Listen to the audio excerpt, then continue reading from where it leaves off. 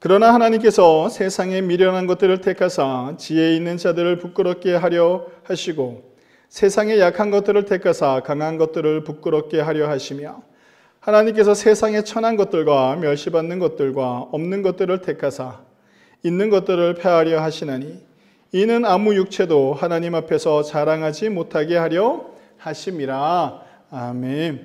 한 주간 동안 평안하셨습니까? 네, 오늘은 설교 제목을 하나님의 역설이라는 제목으로 함께 말씀을 나누고자 합니다.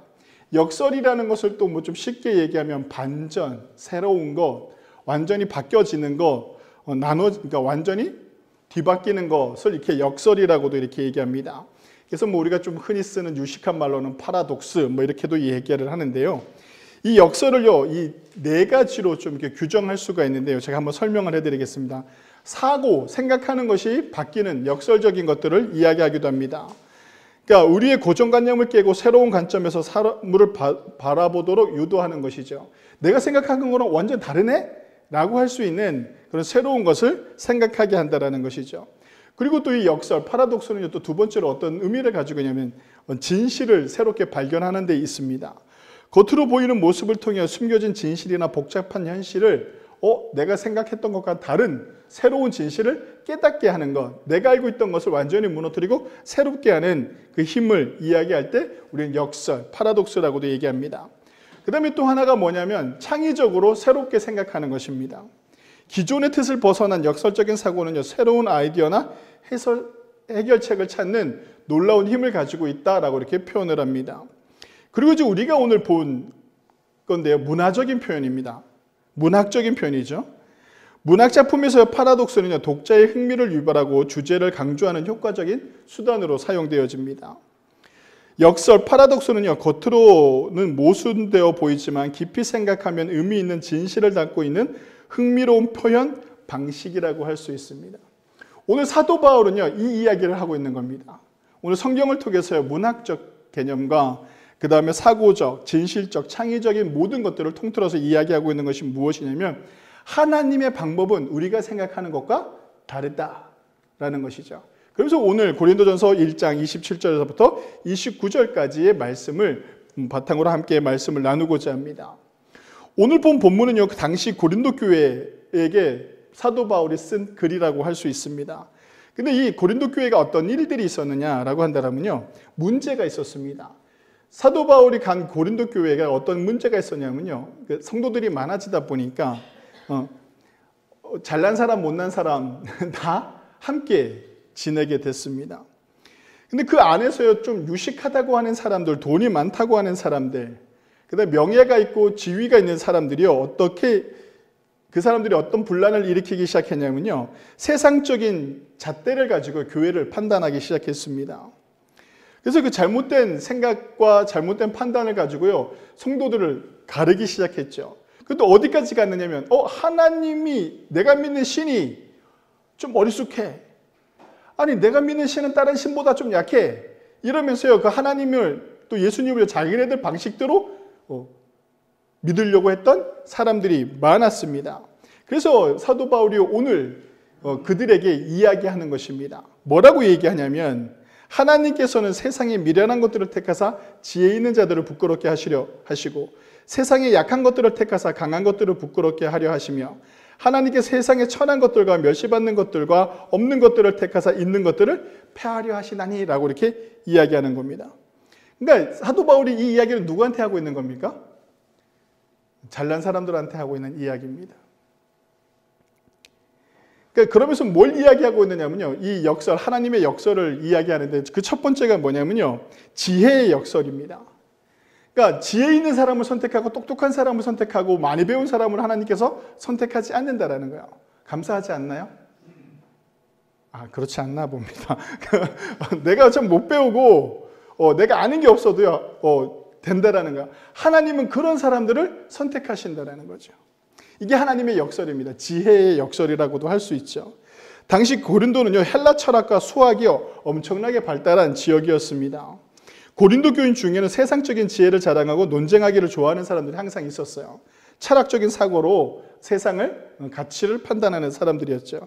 그들요 복음을 단순화하고 십자가의 어리석음을요 이해하지 못했고 십자가를요 되게 화려하게 만들려고 했던 사람들도 있었습니다. 근데 하나님께서는 세상이 보시기에 어리석은 것을 선택하셨다라는 겁니다.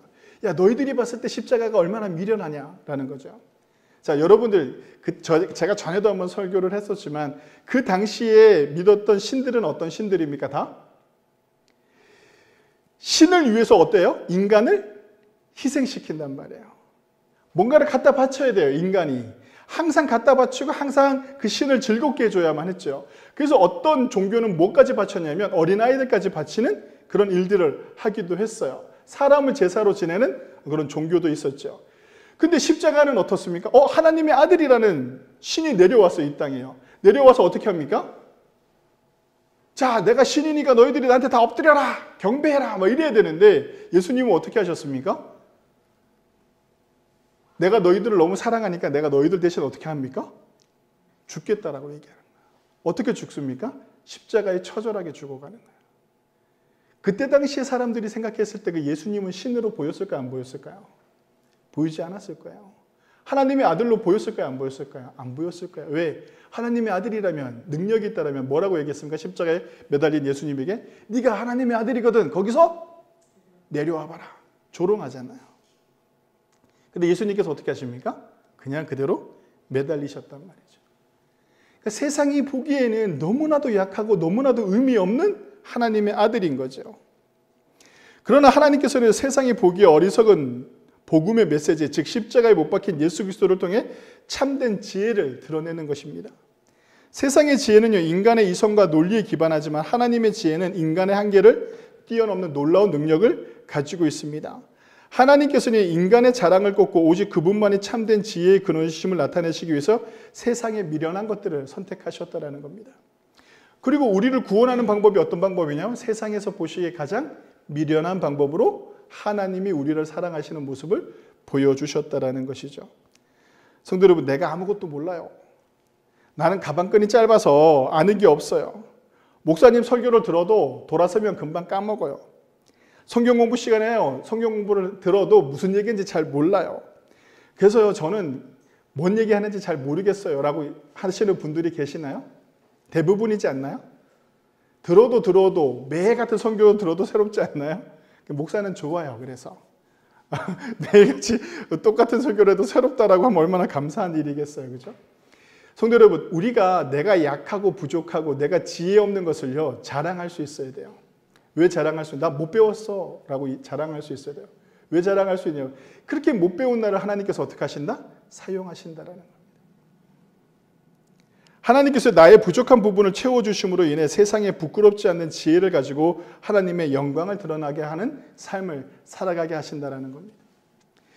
우리 기독교가 이 땅에 처음 들어왔을 때, 천주교도 그렇고 복음이 이 땅에 처음 들어왔을 때 어떤 일들을 했냐면 사람들에게요 글을 가르치기 시작했습니다. 선교사들이 이 땅에 들어와서 제일 먼저 한 일이 무엇인 줄 아십니까? 병원을 세우고 학교를 세우는 일이었습니다.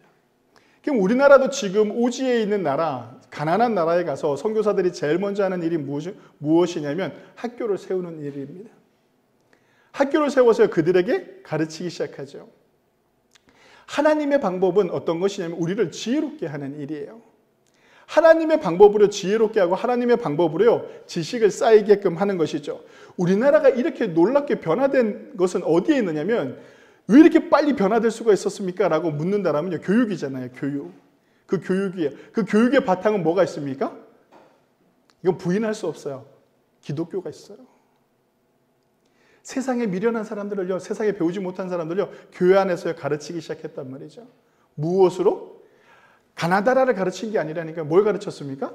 성경을 가르치기 시작했어요. 성경을 가르치다 보니까 한글을 모르고 글자를 모르는 사람들이 어떻게 시작합니까?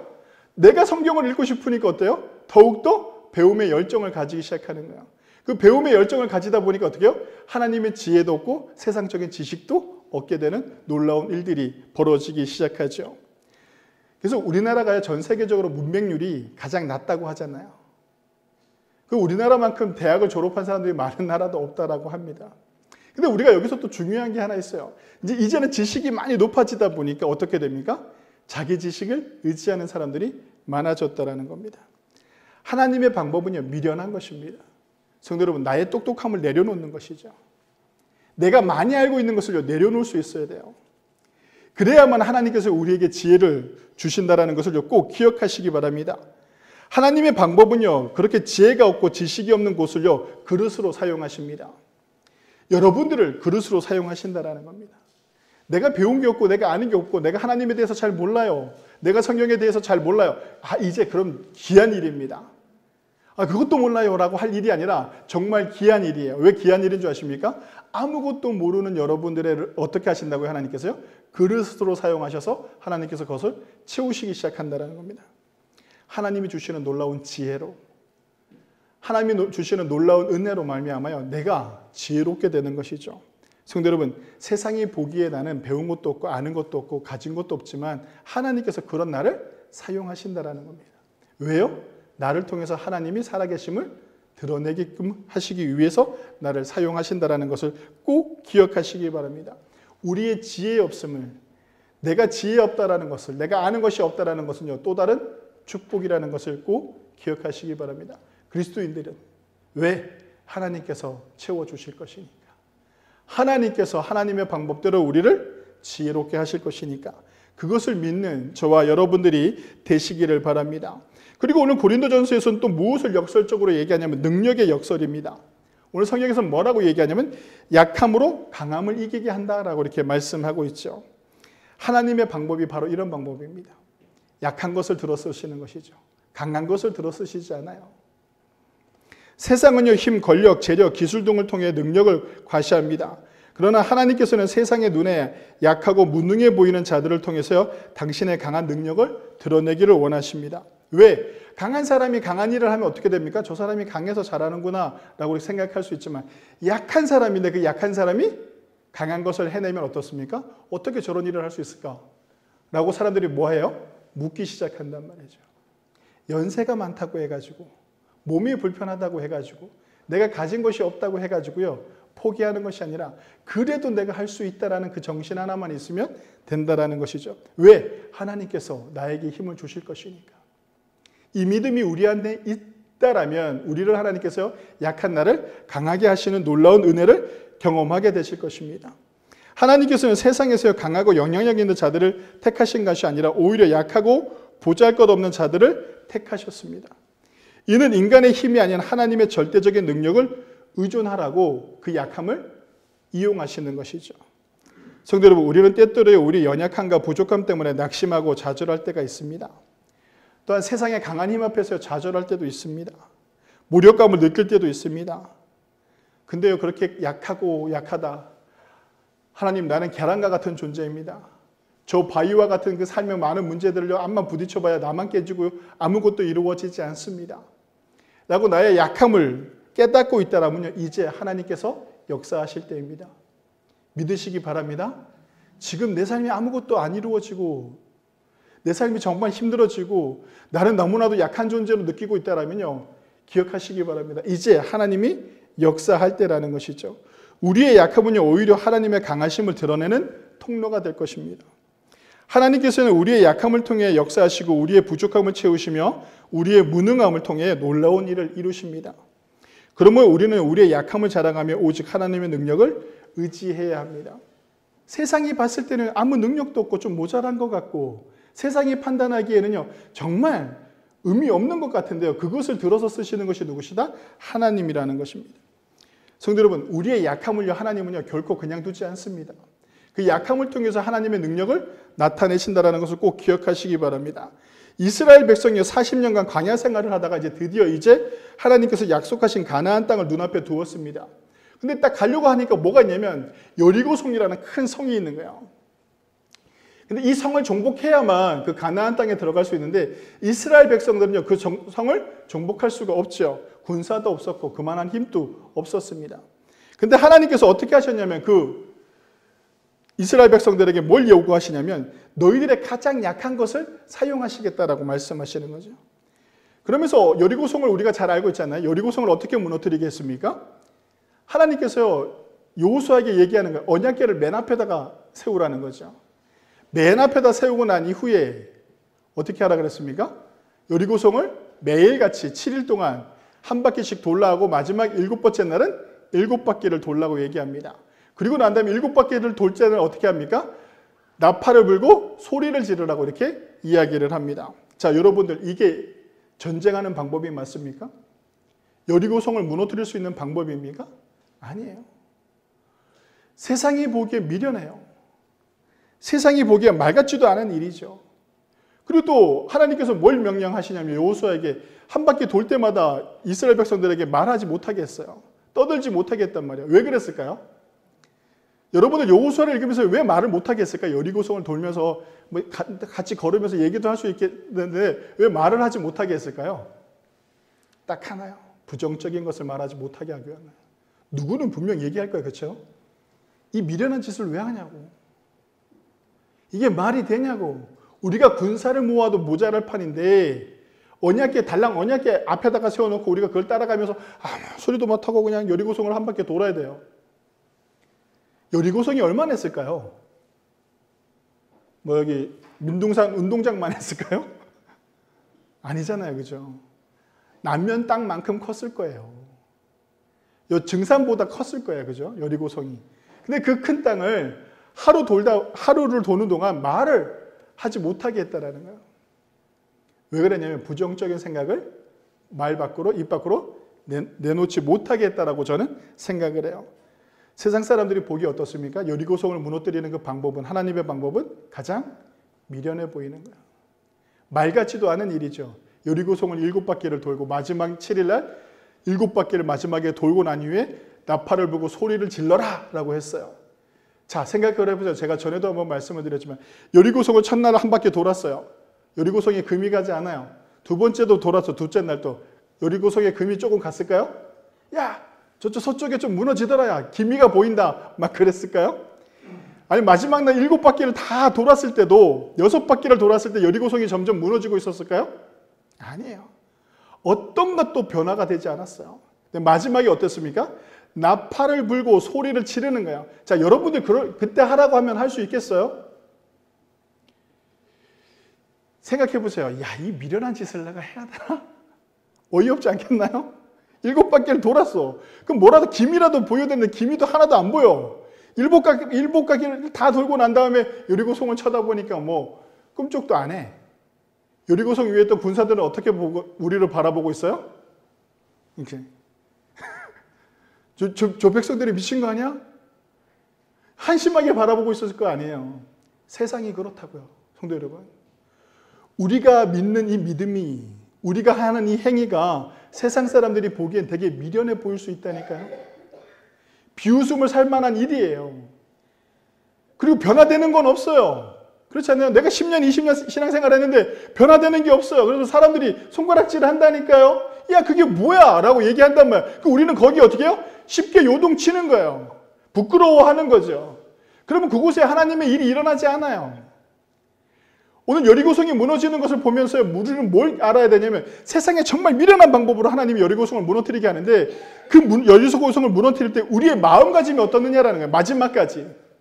약한 나를 하나님께서 사용하실 것이다라는 그 확신이 있느냐라는 것이죠. 그 확신이 있어야만 돼요. 그 확신이 있고 난 이후 어떻게 되냐면 하나님이 하라는 대로 하면 되는 것이죠. 이스라엘 백성들이 나팔을 불고 소리를 지르니까 어떻게 됐습니까? 여리고성이 무너졌어요. 근데 생각해 보세요. 여리고성이 이렇게 있으면 여리고성을 이스라엘 백성들이 돌고 있으면 성 옆에 있을 거 아니에요. 그죠? 성 옆에 있을 텐데 여리고성이 무너졌어요. 무너지면 어떻게 돼요?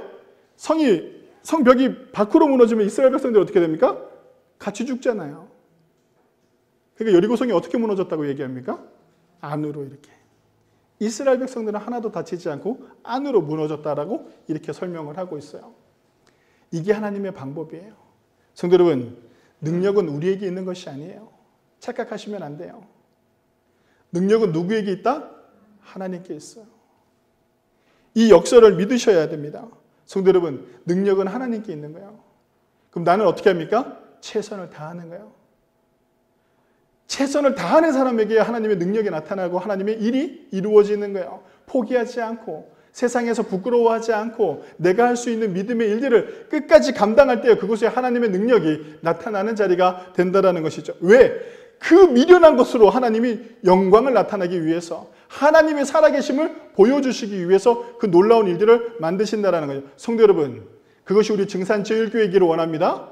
그것이 여러분들이기를 원합니다. 그래서 세상 사람들이 보기에 이 땅에서 가장 약한 교회, 이 땅에서 가장 작은 교회가 하나님이 마지막 때에는요, 가장 아름다운 하나님의 영광을 드러낼 수 있는 교회, 그 교회가 우리 교회가 되기를 원합니다.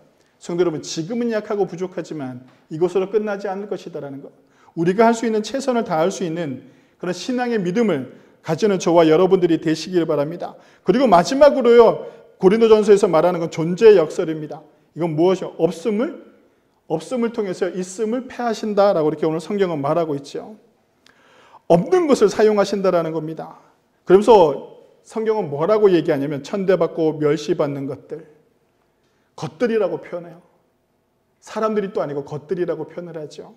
성도 여러분, 우리가 가진 것이 없습니다. 우리 교회가 가진 게 있나요? 없어요.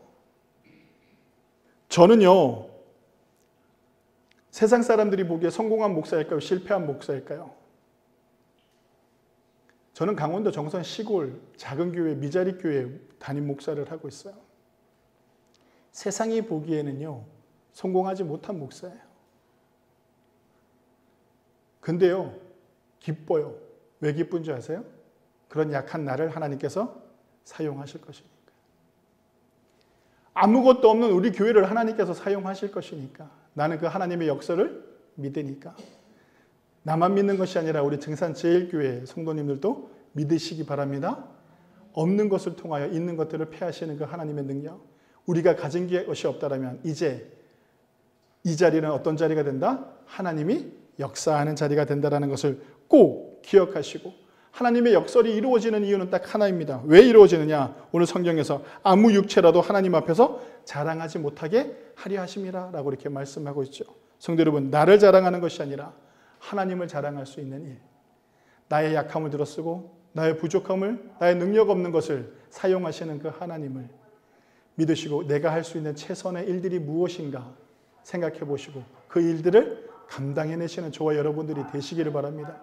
그곳에 하나님의 축복이, 그곳에 하나님의 능력이, 그곳에 하나님의 일이 나타나는 줄 믿으시고 그 일을 만들어 가셔서 내 삶에, 우리가 살아가는 그 삶에 하나님의 영광을 드러내고 살아내시는 증산제일교회 성도님들이 되시길 주님의 이름으로 간절히 축원합니다. 이 시간 제가 오늘 읽은 본문 다시 한번 읽고 기도로 마치겠습니다. 하나님께서 세상의 미련한 것들을 택하사 지혜 있는 자들을 부끄럽게 하려 하시고 세상의 약한 것들을 택하사 강한 것들을 부끄럽게 하려 하시며 하나님께서 세상의 천한 것들과 멸시받는 것들과 없는 것들을 택하사 있는 것들을 패하려 하시나니 이는 아무 육체라도 하나님 앞에서 자랑하지 못하게 하려 하심이라. 아멘. 기도하시겠습니다.